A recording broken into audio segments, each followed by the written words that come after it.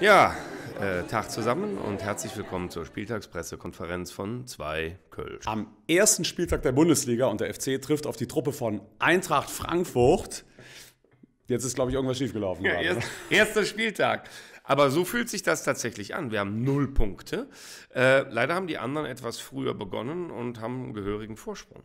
Leute, wir hatten den Himmel von London. In der Liga haben wir leider die absolute Hölle. Die Situation ist wirklich sauernst. Und wenn wir das Spiel gegen Frankfurt am Mittwoch vergeigen, dann wird hier in Köln so dermaßen der Baum brennen. Das wisst ihr alle. Absolut. Und deswegen, bitte verzeiht uns, werden wir keine Witzchen machen. Wir haben da überhaupt keinen Bock drauf.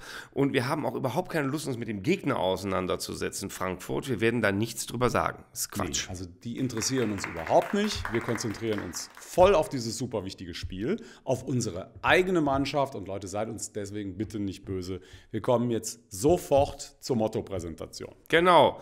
Und in unserem Motto beschäftigen wir uns damit, wo wir herkommen, nämlich von ganz hinten. Ja, und wir beschäftigen uns natürlich auch damit, da ist jetzt die Falle, wo wir anfangen müssen. Und das ist natürlich ganz von vorne. Es ist ein vollständiger Neustart. Ja.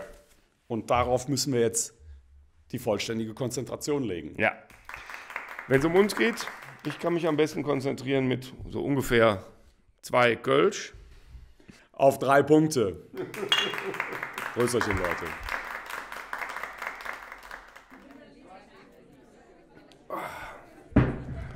Da wird die Stimmung doch gleich schon wieder besser. Wird besser. Das Ding hier müssen wir auch noch kurz erklären.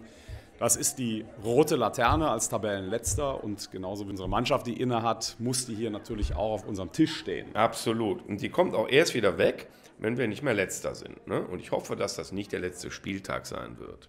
Nee, wir können das am Mittwoch schaffen gegen Frankfurt. Und wenn das klappt, dann wird die auch versprochen sofort wieder abgebaut. Das war übrigens der Übeltäter hier. Kaling. Ah. Plam, plam, plam. Na gut. Ciao.